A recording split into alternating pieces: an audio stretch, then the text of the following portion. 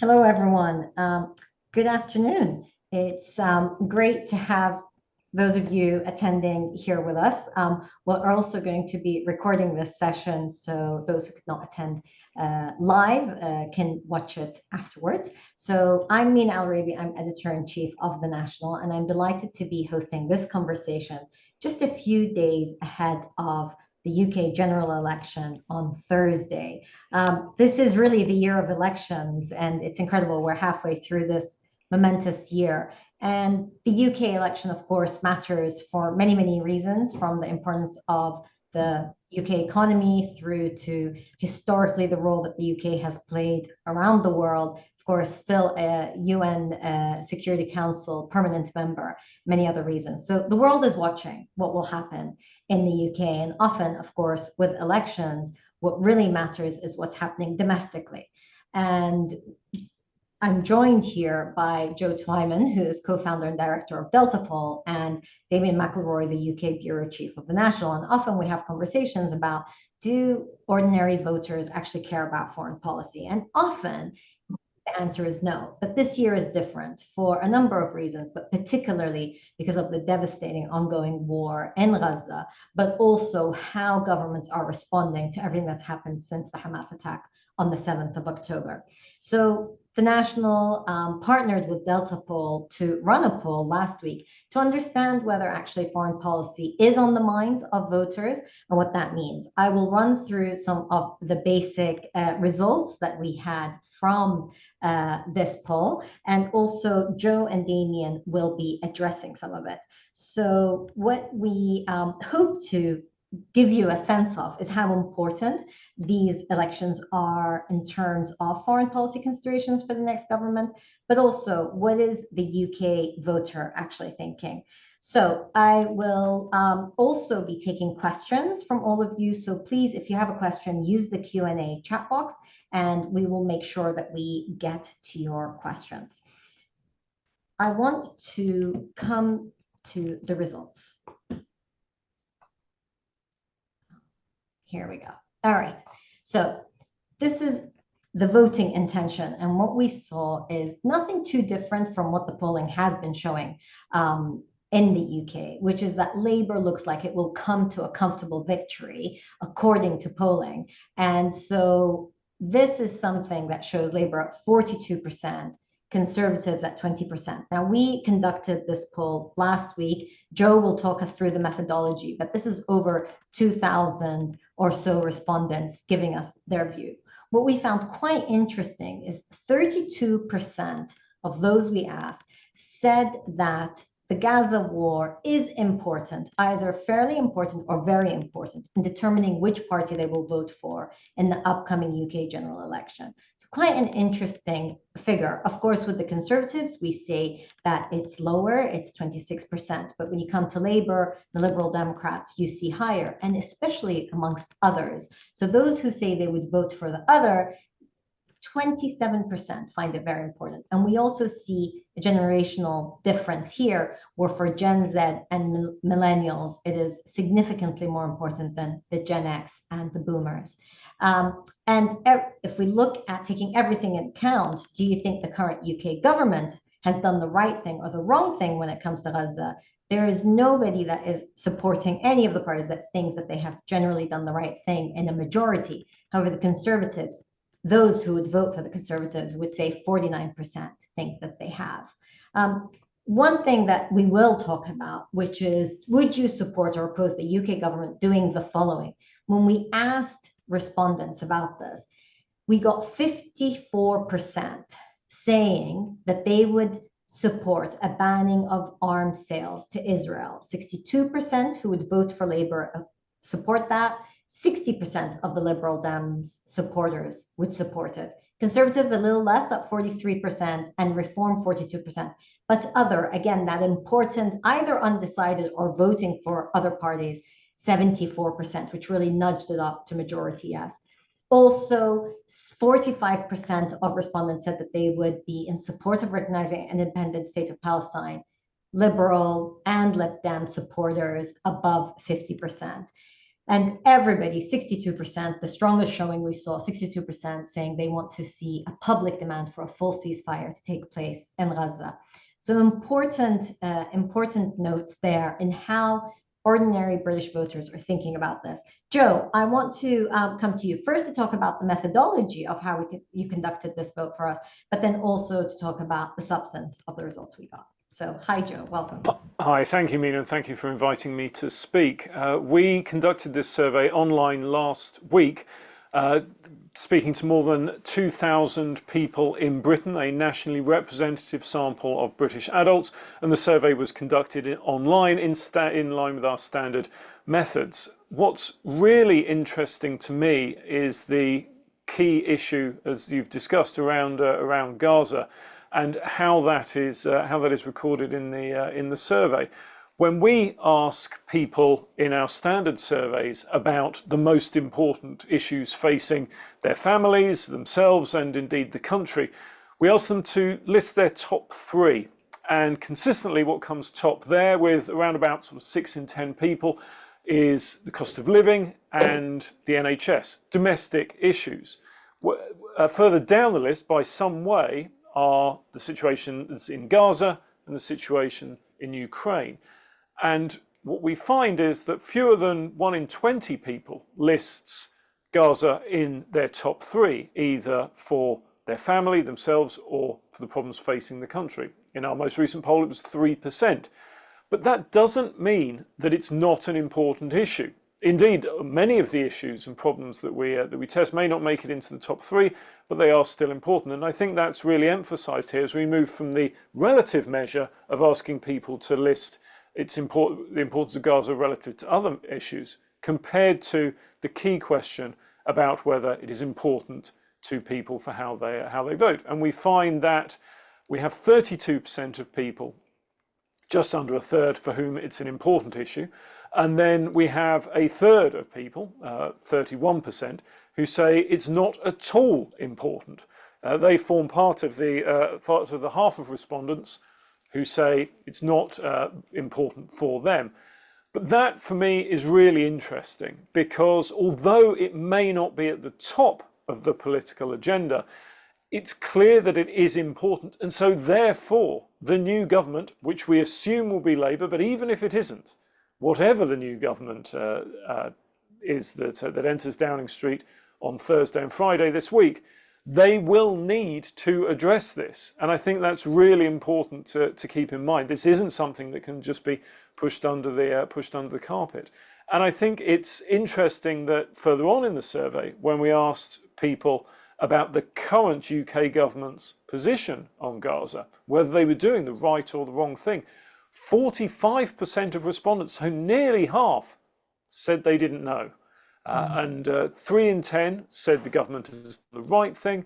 Just over a quarter, 26%, say they're doing the wrong thing. So pretty much divided. But the key finding there is the 45% of people who don't know.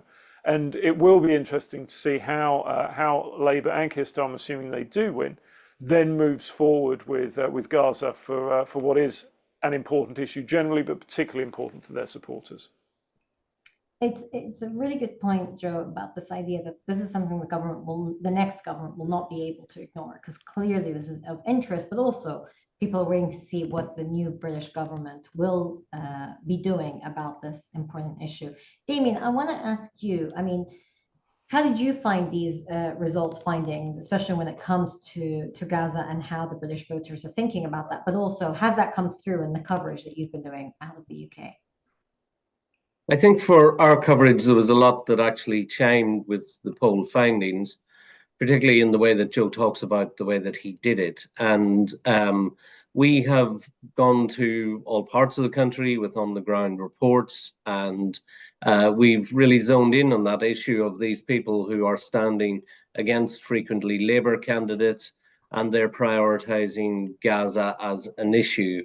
And those people, it's undeniable, are in those areas picking up tremendous resonance. I think there's probably, you would say, maybe a dozen or so that are quite high profile, that have a real agenda, that have an active campaign. And in some cases, they're taking on people who are very much on the Labour front line. And that really cannot be picked up even in the sort of MRP and the more sophisticated localized polling.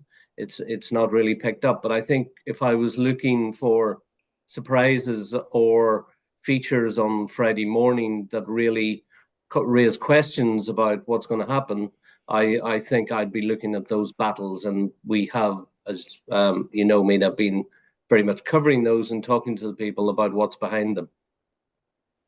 And I wanted to ask you, in terms of those candidates that are pulling away from Labour because they feel so strongly about this. Again, it's a handful, but it's made a lot of noise, maybe because for us in the media, we're looking at them. Will they matter?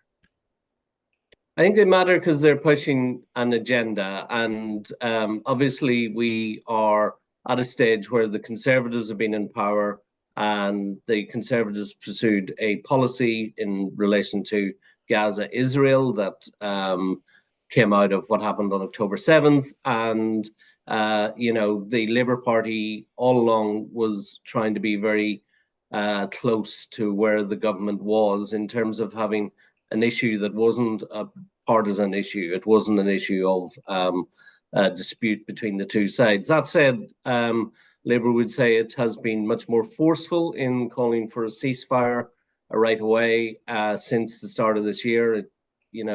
It says that is its position, and it will obviously have candidates coming through the system who've been bruised by these battles and who've been fighting these battles and have been addressing the concerns of constituents on the doorstep in their own particular way. So I think those particular challenges will leave their mark, and I think they will, in the next government, be something that is a real reference point going forward. Joe, one of the questions we asked was regarding allowing a continuation of protests in London. We've seen the streets of London, since October until now, witness some of the biggest demonstrations that have happened around the world, calling for a ceasefire, showing support largely for the Palestinians. How do you read the results of the poll that we had when it comes to that? Because that kind of affects people's day-to-day life. Yes, that's right. In many towns and cities across Britain, but most notably in central London, these protests have been taking place. And what was interesting about the results is that it demonstrated the division in British society there is over these protests, and respondents were broadly divided about whether they should be banned or not. More than 4 in 10, 41%, think future protests should be allowed to go ahead, but more than a third, 36%, so only a 5% difference, thought the opposite. And majorities of Conservative and Reform supporters opposed the marches going ahead, 51 and 67% respectively, so over 2/3 of Reform supporters. But at the same time, a plurality of Labour and a majority of Liberal Democrat supporters believe they should continue, 49% and 53% respectively there. So round about half on both. And there is a noticeable minority in all of the cases who think the opposite. So there's still a significant minority of Labour and Lib Dem supporters who oppose the marches, and similarly a significant minority of Conservative and Reform supporters who support them. So it really demonstrates to me how there is no obvious solution that chimes with the general public on this, because the general public is divided. Damien, again, we've had coverage from the streets there, and we've also heard from people who have said we need to get this off our streets. What's your sense seeing that polarization? I think the general election has, funnily enough, caused a moment of pause in that. And I think what was very interesting was, if you read the newspapers, essentially, there has been a lot of headlines around not having these demonstrations, and in some way trying to say the spillover was too much, and that whole counter action was very kind of prevalent in the headlines. I think after the election, people will obviously be keen to impress their opinions on the new government, and I think I would expect some revitalization of that process and those demonstrations to find new voice. And I think Keir Starmer, if he does become Prime Minister, will therefore have to find not just a sort of policy way of addressing these issues, but actually a political way, and to be someone who is a leader and who can straddle and bring people along with him. And I think that is very definitely an area to watch, where he'll have to come forward with a new offer to people that really the Conservatives were not interested in making. And, you know, if they win in by the end of the week, they won't be interested in making. But I think if we're assuming the ball will be in Starmer's court, then he has to come at this in the round.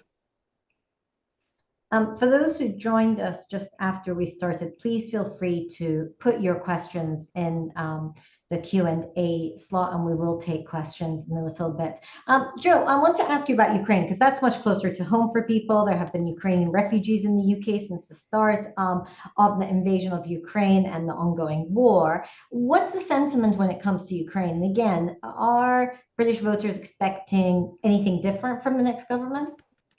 Well, it's interesting that that we make the comparison, because when we talked about the current government's policies towards Gaza, as I mentioned, a plurality of people said that they didn't know. It's a different situation when it comes to Ukraine. A plurality of just under half of respondents, 49%, believe the current UK government is doing the right thing when it comes to the war in Ukraine. And that includes a plurality of supporters of all different parties, but it's particularly high among Conservative supporters and older respondents. Around 1 in 5 believe the government is doing the wrong thing, but that's relatively small. And similarly, a third say they don't know. Now, that's still a large proportion, but it's significantly smaller than the proportion who said they don't know about Gaza. What's most interesting to me, however, is that nearly half of people again favour the next UK government supporting a diplomatic settlement in Ukraine when given the straight choice between the option of continued support for military action against Russia or a diplomatic solution. Now, it's worth pointing out that we didn't go into detail about exactly what we meant by a diplomatic settlement. We left that to respondents to conceptualize themselves. But it's still interesting to me that military action against Russia, continuing that, is supported by fewer than 2 to 1 compared to a diplomatic solution. That suggests to me that what we see is a support for the principle of peace over war continuing, rather than specifically support for Russian expansionism, given that the plurality of respondents also agree that the UK government, with its support for the continued military action, is doing the right thing. I think it's an illustration of the complexity of public opinion when it comes to, well, actually when it comes to foreign policy issues generally, but particularly when it comes to the issue in Ukraine.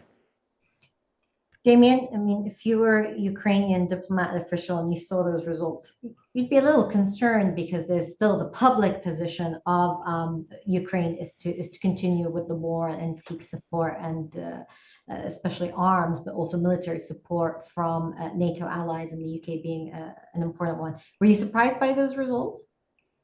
Yeah, I think they are forward-leaning of where people are asking questions, what the debate is, and I think what it really says is, you know, as Joe said, the very distinctive policy of the UK government over 2 years to really be at the forefront of military assistance, to be standing right alongside the government in Kiev as it formulates its military fight back, to supply that military fight back, to give it any help and space that it can do within the wider geopolitical setup and constraints.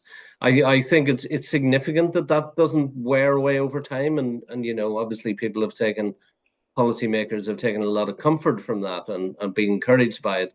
There is this issue, which is the restarting of a diplomatic process, and whether that leads then to a negotiation process. And we have seen international conferences. There was one just in June in Switzerland, and I think a lot of the participants there walked away dismayed that there wasn't enough to go on to get a new offer around the table for negotiations that really haven't been seen in any proper form since the first, say, 6-7 weeks of the actual war itself. And if you're looking at direction of travel, perhaps, then the public are looking for some shift in phase to a negotiation track. And, that is obviously driven by humanitarian imperatives, but we can't also deny the kind of timetable here and the duration that the fighting has gone on. And so, there is an onus at looking at, can there be a serious negotiation track built up? And Joe, you made a really strong point when you said, we didn't go into the details of what does it mean to have a negotiated settlement. So, always with polling, as you, of course, are the experts and know, it's the question, and then what does that actually mean? And, we didn't want to go into too many details. And again, I think most people don't think that much, but they, as you said, prefer peace. However, we did ask a question related to military service. And this was part of something that the Prime Minister spoke about, the current Prime Minister, Rishi Sunak, saying that, the Conservatives would introduce some sort of service. So it could be community service or armed forces service. So what did you think of the results that we got there? And did that surprise you, especially as you said, most people would like to see a more peaceful kind of approach? Yes, that's right. It's worth pointing out that, of course, the government policy is about community volunteering during weekends or military service, whereas we specifically asked about whether UK 18-year-olds should have to serve at least 1 year in the British Armed Forces. So that's not the government's position, but still, I thought it was interesting that around half of people opposed the idea, but just under 1 in 4 support it, 38%. Perhaps unsurprisingly, older generations are the ones where it's more popular, and among baby boomers, the oldest generation in our sample, support is at its highest, with half supporting the idea and 42% opposing it. Also, at least half of Conservative and Reform UK supporters favour the idea as well. And for me, this is repeating the kind of results that we've seen in other areas. And actually, what's interesting is how similar these results are to the question about the government's specific policy. So including community volunteering in there as well. For me, it's the element of compulsion that people object to. But actually, it's probably the element of compulsion that people agree with as well. And so again, although that most people oppose this idea, there is still a significant majority that supports it. I can't see Labour introducing anything along these lines, and I imagine that quietly in future the idea will be dropped by the Conservatives. But that doesn't mean that it's not popular among certain people. So maybe with a new Conservative leader and a new Conservative movement potentially coming after this general election, we may see something like this introduced. It'll be interesting to see. Damien, is this something that we could see potentially introduced? I mean, especially since it's not really amongst Labour supporters and we're expecting Labour majority government. What are your thoughts on this? I think it poses an interesting challenge to Labour that is probably not one that really surfaced during this election. But if just to talk about the Labour defence stance for a moment, Labour has its own way of thinking about defence, and particularly the current Labour government, and it is along the lines of mobilisation. Now, in their case, it's along the lines of mobilising an industrial base to have a more effective strategy around how you build your military, and they even want to participate in the kind of wider European efforts at rearmament. But there's a logic track there that actually takes that Labour humanitarianism, their willingness to try and mobilise parts of society. And the fact is that the military doesn't have what the specialists called mass. And, if anything, Ukraine did show that being able to mobilize people is an important part of defense. And there is something in that talks to labor traditions, and there is something around having the country ready for the challenge that Keir Starmer is very ready to plug into. So I think under the current kind of direction of the Labour leadership and the type of politics they really resonates with them, I don't think it's far-fetched that somewhere along the line, and I don't think it'll be in the next parliament, we'll come back to ideas sort of similar to this. And I think I probably agree with what's been said about conservatism. If it reforms, then you can see this being a very kind of populist measure because it appeals to a core strategy that a kind of harder line leader would have. Joe, I want to talk about the wider kind of election. So if we step away from foreign policy and we look at it's only a few days left now till Thursday with the vote. Are we expecting a major Labour win? Where do you think the wind's pushing at the moment? Well, in order to answer that, I think it's important to look at a number of things. Firstly, the current polling, so the results that we have from this particular survey, but also beyond that, the underlying data, and arguably most importantly, the historical trends. In the survey that we conducted for the National, Labour have a 22-point lead. Labour on 42%, the Conservatives on 20%, Reform on 17%, and Lib Dems on 11%. That is essentially statistically unchanged from the previous survey we ran, and broadly in line with the surveys that we've run throughout the campaign.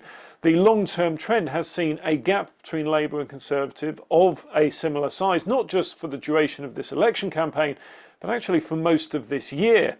And going further back, you have to go all the way back to the 26th of September 2022 for the last time that Labour did not have a double-digit lead in every single poll that has been published since then.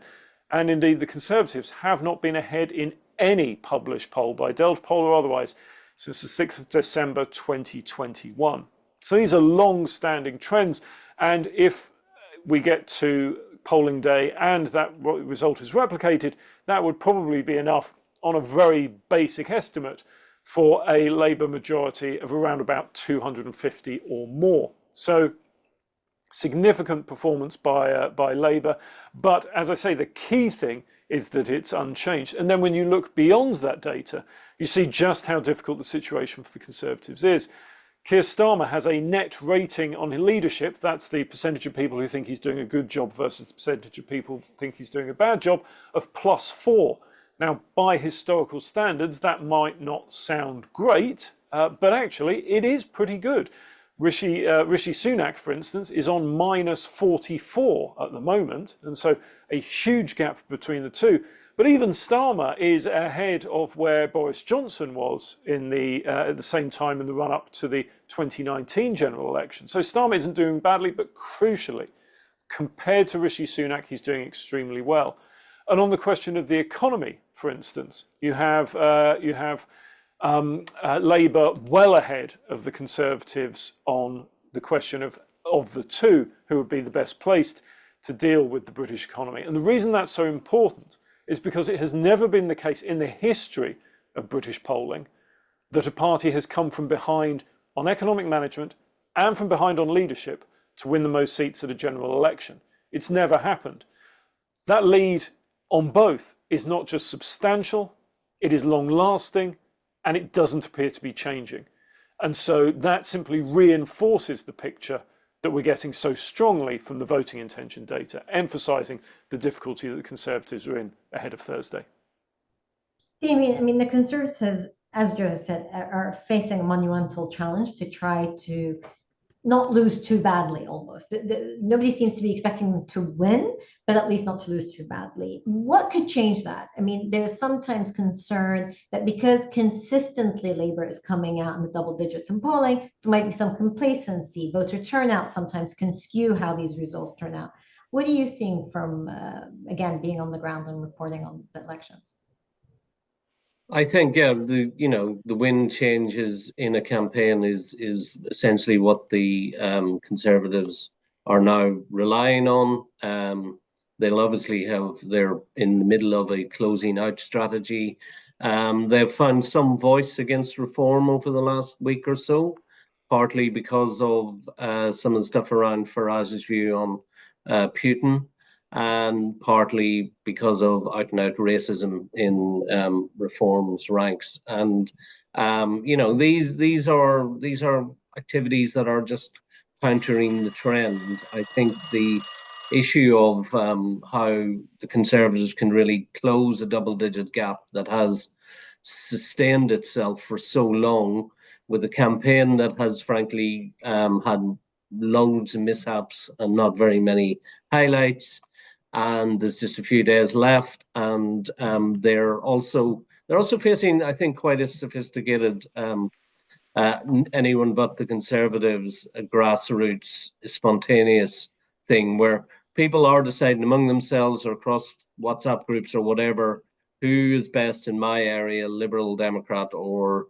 Labour, to actually oust the Conservative MP. And once you get into that level of, the electorate being aware and willing to almost tactically vote themselves in a sort of sophisticated way, then, you've got a very, very small gap to try and hold on to what you got. And I think everyone's expecting, a vast swathes of Conservative MPs to not be there by the time Parliament reassembles. And it's been fascinating to see some high-profile Conservative members of Parliament saying we're not going to run. So almost getting themselves out rather than waiting to be voted out.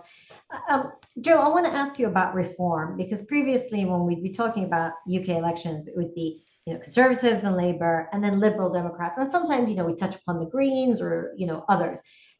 Reform now seems like it's a real challenge to the Conservatives, but also it's now part of the conversation, of course, led by Nigel Farage. Are they a political force to be reckoned with? Well, that's a really interesting question, and possibly the most important political question that certainly the right of the political spectrum will now face for many years. Reform, as I talked about, on 17% in the national survey. That demonstrates to me how they have really been the success story of the election campaign. I talked about the fact that between Labour and Conservative, the gap has not narrowed basically throughout the campaign. But Reform UK have been the real success story, and they've done extremely well to go from a relatively low base at the start of the campaign and an even lower base of support at the start of the year to get to within touching distance of the Conservatives. Now, this is important because when we talk about the impact that they can have, clearly they're close to the Conservatives in terms of share of the vote, but share of the seats, because of the interesting way in which the British electoral system works, may be very different. I think that while the Conservatives will get 50, 60, 100 seats, Reform will really struggle to get even as many as 10. I think perhaps 1 to 3 is a more realistic target. But what that means for the future of the Conservative Party and how they respond to the threat that Reform poses will be really interesting. It's pretty much always the case in British political history that when a government is thrown out of office, they select a leader who is more radical than their previous leader, and the way in which the new Conservative leader could be more radical could mean that they lean towards Reform and seek to embrace, if not Reform itself, then certainly the desires and wants of their supporters. And the role that Nigel Farage plays, assuming that he does win in Clacton, where the indications are that he is doing well, if he does win, having him in the House of Commons finally after his now 8th attempt to get elected, it will be interesting to see how that then manages to affect the Conservative members of Parliament, arguably more than the Reform Party. But I certainly don't think we've heard the last of Reform, because ultimately there is a constituency of people in this country who are dissatisfied, distrusting and disapproving, not just of the political parties or political individuals, but of the political process generally. Reform UK didn't create this wave, but they've done a very effective job of riding it into the beach and gathering up those people to vote for them. Whether that lasts long term, of course, remains to be seen, but all the indications are that those people aren't going anywhere immediately, and where they choose to go politically in the future could decide a lot about this country.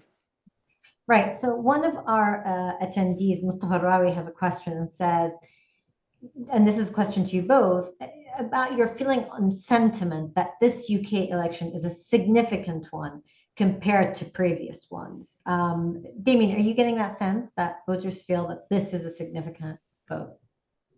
I think it's a heart and head thing. I think in their heads, people think it's a really significant one. I have some doubts myself about if that's really in their heart and it's really kind of moving people. And I mean, you look around, this week, we've also got a French election. We weren't supposed to have that. And, on one level, that makes the job, if it comes to pass that there's a Labour government and a right-wing government in France, that just made Keir Starmer's job on migration really difficult and frankly almost impossible in terms of trying to address the agenda that says that immigration levels must be lowered, which was another result of our poll. So I think people are, because of the events of the last few years, because of the rise of Farage, I was at an event, I was at a briefing with David Lammy, the Shadow Foreign Secretary, an hour or so ago, and he was talking about how he wrote a couple of books 10 years or so ago about how politics was shifting, and in the aftermath of the great financial crisis, and what we've seen since 2016, Brexit, Trump, Farage, Le Pen, all those things, and those politics aren't going to go away after the election. And I think that's the kind of thing that, yes, this will be a change. This will be a big change. The way politics is discussed will change. The kind of obsessions and themes that have been prevalent will suddenly sort of wash away, and the government will get to have its issues out in front of the daily discourse. And Labour will, I've no doubt, if they get in, do lots of different things, and they will achieve with parts of their agenda. But I think there's that other big track that there is a parallel historical political process going on, and we're all sort of in the mix of that. Sometimes an election has a sort of one result, sometimes there's another, but there's a sort of axiomatic thing going on in the background. Joe, do you think that people feel this is a momentous and important vote? I think that's the kind of thing that people, in a lot of cases, will only feel afterwards. I think there is, in structural terms, a very clear chance that that this could bring about a turnaround in British politics. Now, for how long that lasts remains to be seen. But certainly, after 14 years of Conservative government, all the indications are that period is now coming to an end. And how Labour responds to power and how the Conservatives respond to opposition will be very interesting indeed. It's worth pointing out, of course, that the last time the Conservatives left office, they were out of power for the next 13 years.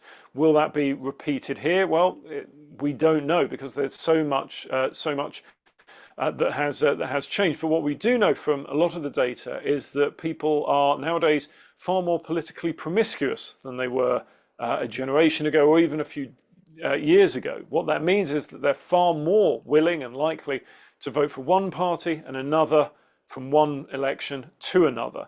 And so the days of simply turning out for the Conservatives in every election or for Labour for every election are long gone. And parties need to respond to that, because their voters simply cannot be taken for granted anymore.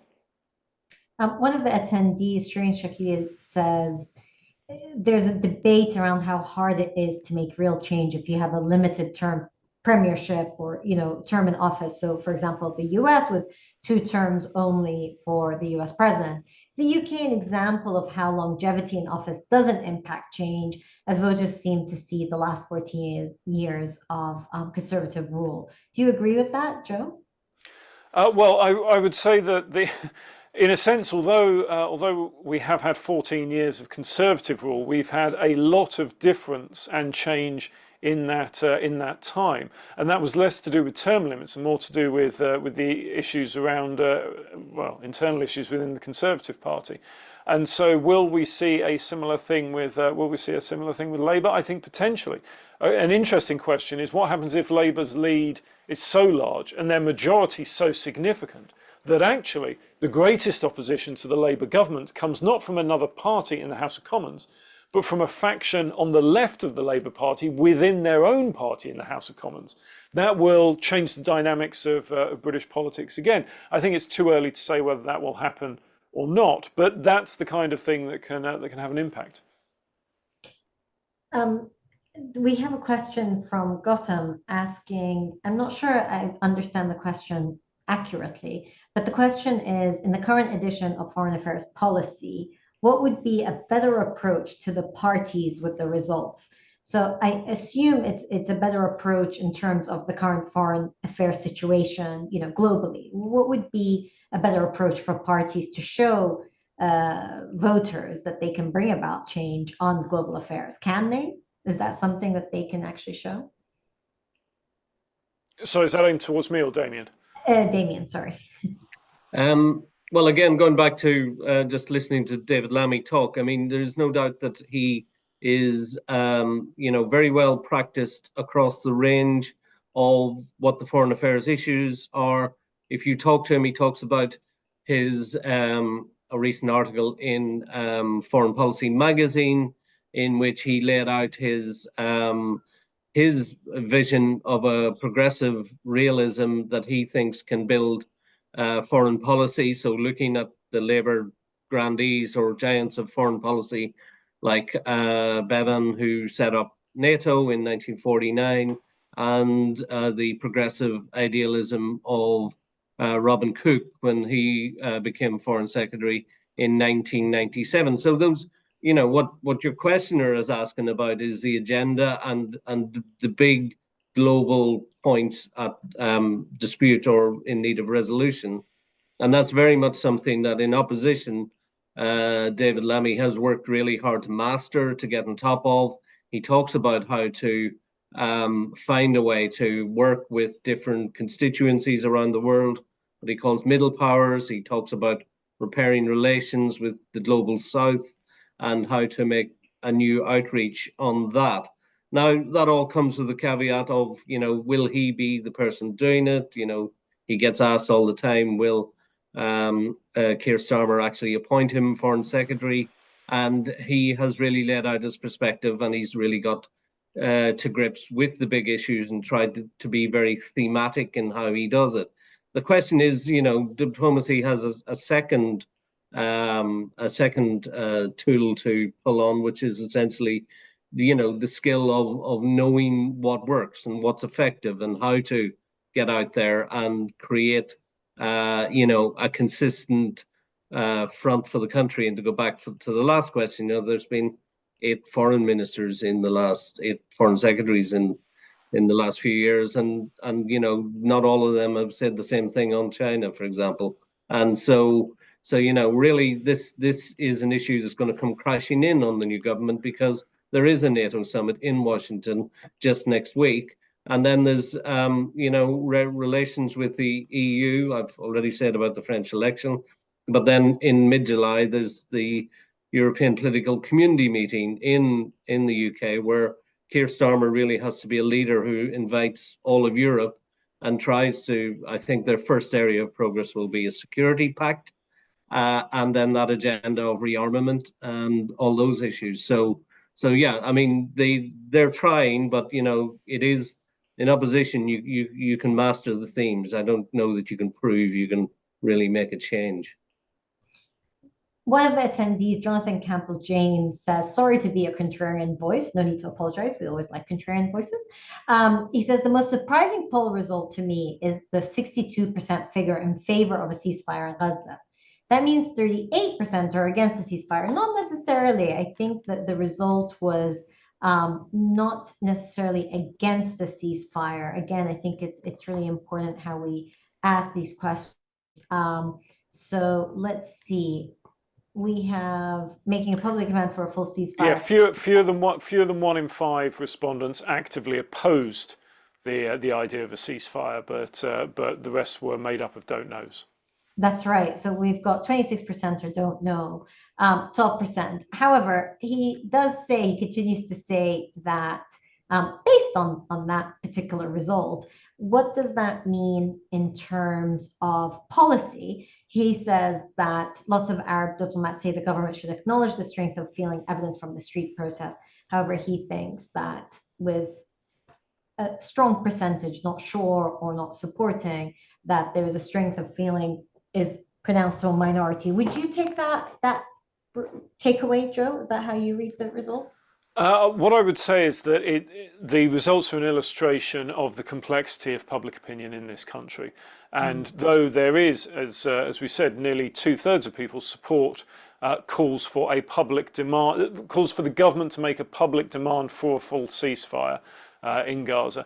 While there is a high level of support for that, yes, there is a figure of opposition as well, and it's not overwhelming support in the sense of, we're not looking at more than 3/4 of people supporting it.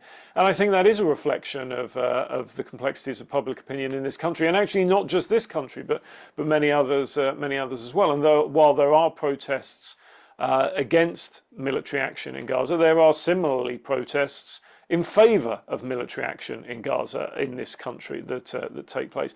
And so it represents the difficulty that the Labour Party, were they to form the next government, would face, because this is a difficult and delicate political tightrope to walk. We have an anonymous attendee who's put in a question. He said, in 2019, when Boris Johnson won his 80-seat majority, many people thought the Labour Party were finished, and only 2 years ago, Boris Johnson himself was said to be actively thinking of his third term. So why are some commentators so sure that Conservatives will be out for a long time? Isn't it possible they find their own version of Keir Starmer? Although I'm not sure Keir Starmer is really the version you want to go for if you want to come back strong to reinvent the party. Joe, what do you think? What makes you think that long time? Well, firstly, we don't know, and so it's perfectly reasonable to suggest that they might not be in, and we might flip-flop back and forth. But I think there is an important difference between winning another election and then circumstances meaning that you're not able to carry on as you expect to be, and actually leaving office. Because what there really isn't within the Conservative Party is institutional knowledge about the operations of being in opposition. And that may sound like a small thing, but George Osborne in a recent interview talked about just how significant that can be. Knowing about how to get things done, working with the fact that suddenly lots of people simply won't be interested in what you have to say. The media, you won't be able to call them up in quite the same way as you've been able to do before. You won't be able to make proclamations and people will just have to turn up because you're the government. All of those sort of operational and logistical things can have a big impact.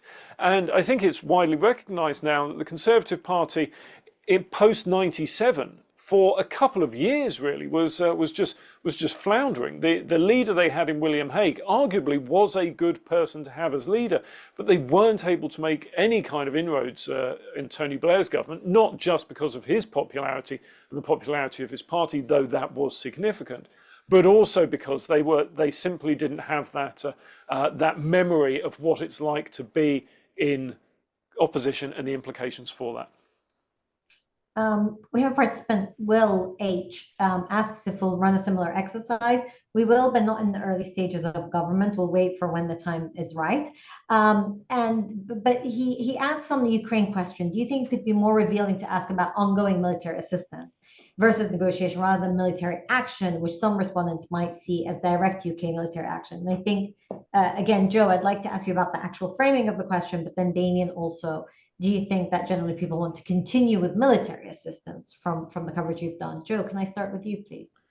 Yeah, I mean, this is one of those areas where when you only have one question, there are different approaches you can take, many of which are valid, but they do measure slightly different things. You could do a very detailed, as we have done, a very detailed survey on public attitudes to actions in Ukraine, as indeed you could with Gaza as well. But what we were looking at was the sort of top level overall principle of the results, and I think that's what's being picked up. But it is a fair point. Damien, is there continued support for military assistance to continue to Ukraine? I think there is, and I think it is an existential issue for Britain as a state, and I don't think there's any getting away from that. And I think, yes, you're asking people very direct policy questions about how the country should make choices in these two terrible wars, and actually we've got fairly clear-cut answers from that. And I think we know that there's a sort of hunger for these conflicts to stop. We know that in the UK, as part of Europe, that there's a need to defend Europe, and people are behind the government policy on that. So quite frankly, I don't really expect immediate or huge changes on both issues on the other side of the election. I think government will try to present itself as making a difference and making a change in this area. And I think what they have to really prove is they can be effective and they can be credible. And whether if it's Labour, it comes down to then taking more pressure to put on the Netanyahu government or whatever government is there, then that's an obvious thing to see. But I think it's shades of degree, really. And Joe, the final question as we get ready to close, final question for our participants is from Philip Pitt, who's attending, and asks, what success, if any, will Labour have in renegotiating a Brexit deal with the EU, and to what extent will public pressure, especially from the under-30s, force Labour to reprise its stance on not rejoining the EU or even the single market in this Parliament? Oh goodness, I could talk for an hour on that answer alone. What I would say very briefly is that I don't think there will be an explicit renegotiation of Brexit, but instead there will be various attempts at negotiations around aspects that have come about as a result of Brexit. I don't think we will go to a situation that is sort of remain or rejoin in name only, in all but name, but I do think the government, the Labour government, will make attempts, particularly for young people, to try and address the situation. Longer term, whether that's enough or indeed whether that's too much for some people remains to be seen. But it is a very interesting question, and one to which I don't think Labour actually has an answer. We have a question that we won't take because we really don't have time left. What impact will the results of France's first round of elections have on UK proceedings? So that is something to think about. But really, it's the wider question I want to ask, which is, there's a sense that there is a right kind of wing wave coming through Europe, whereas we see in the UK, it's really moving to center left. And that is all with the backdrop of the US elections. And we did ask our respondents about US elections. So Joe, I want you to just touch upon how you saw the results when it came to the US elections and how people feel about the two current candidates. We don't know if things will change for Joe Biden, but between Democratic candidate Joe Biden, current president, and the former president, Republican candidate Donald Trump. How did you the first thing I would say is that this data was collected prior to the presidential debate. So who knows how things have changed in light of that. But what it shows is a reflection of the kind of results we've seen up until now. Joe Biden leads by a margin of nearly 2-1, and that is pretty consistent, not just for Biden versus Trump, but for Republicans versus Democrats in many different contests. The only party where Trump supporters outnumber Biden supporters is among supporters of Reform UK, 60% to 16%. Respectively, but as I say, who knows how that will have changed in light of the debate. Can I just come in on that? Because I remember people used to say after Brexit that Brexit was for life, but Trump was only for 1 or 2 terms, and now we're not so sure, really, are we? Indeed, that's very true. I want to thank everybody that attended and tuned in.